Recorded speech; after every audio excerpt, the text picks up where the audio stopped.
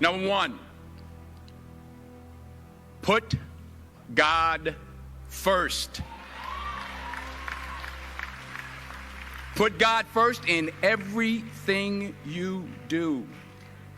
Everything that you think you see in me, everything that I've accomplished, everything that you think I have, and I have a few things, everything that I have is by the grace of God.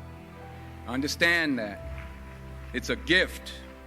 40 years ago, March 27th, 1975, it was 40 years ago, just this past March, I was flunking out of college. I had a 1.7 grade point average. I hope none of you can relate. I had a 1.7 grade point average. I was sitting in my mother's beauty shop. They still call it beauty shops now? What they call it now? Yeah, I was sitting in the beauty parlor. I was sitting in my mother's beauty parlor, and I'm looking in the mirror, and I see behind me this woman under the dryer. And every time she looked up, every time I looked up, she was looking at me, just looking me in the eye. And I didn't know who she was, and I said, she said, somebody give me a pen, give me a pencil. I have a prophecy.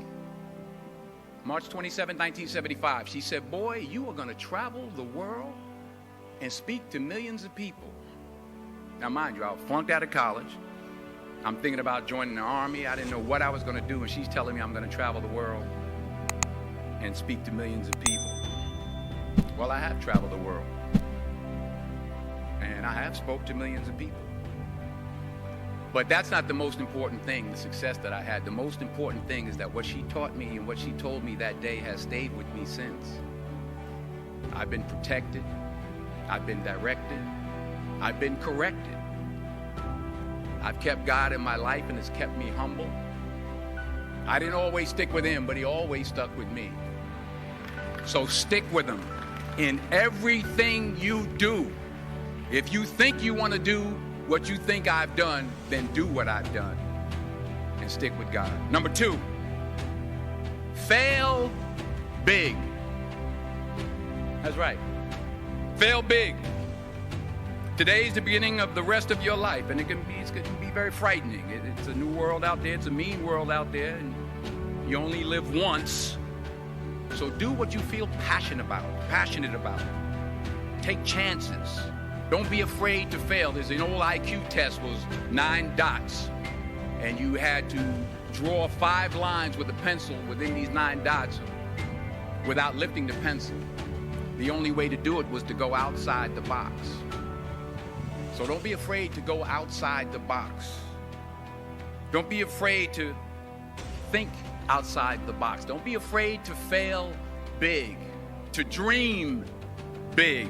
But remember, dreams without goals are just dreams, and they ultimately fuel disappointment. So have dreams, but have goals. Life goals, yearly goals, monthly goals, daily goals. I try to give myself a goal every day.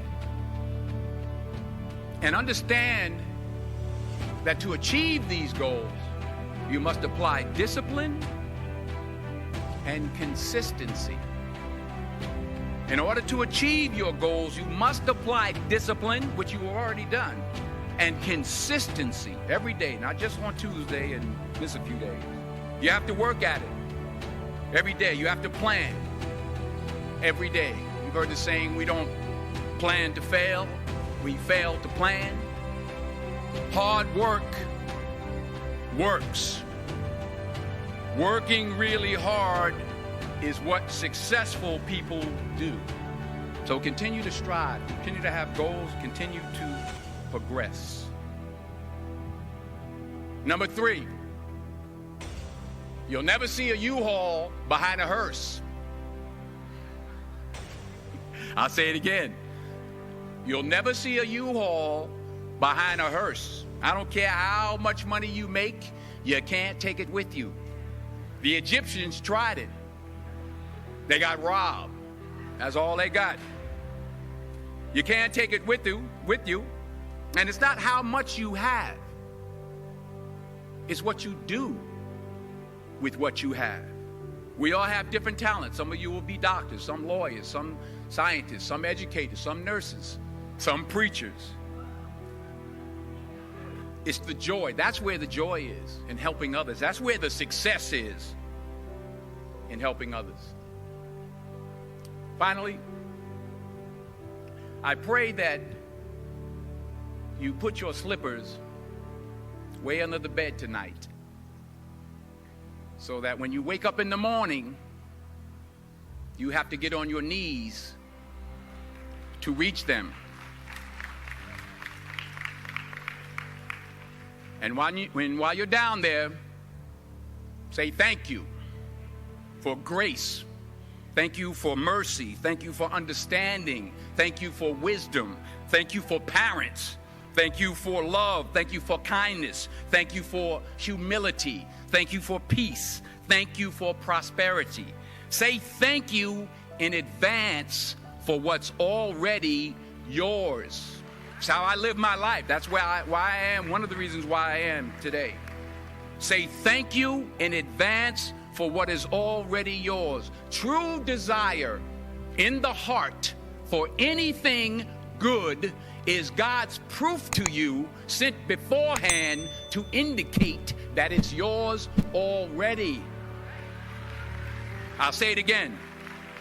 True desire in the heart, that itch that you have, whatever it is you want to do, that thing that you want to do to help others and to grow and to make money, that desire, that itch, that's God's proof to you, sent beforehand already to indicate that it's yours. And anything you want good, you can have. So claim it. Work hard to get it. When you get it, reach back. Pull someone else up. Each one, teach one. Don't just aspire to make a living. Aspire to make a difference. Thank you.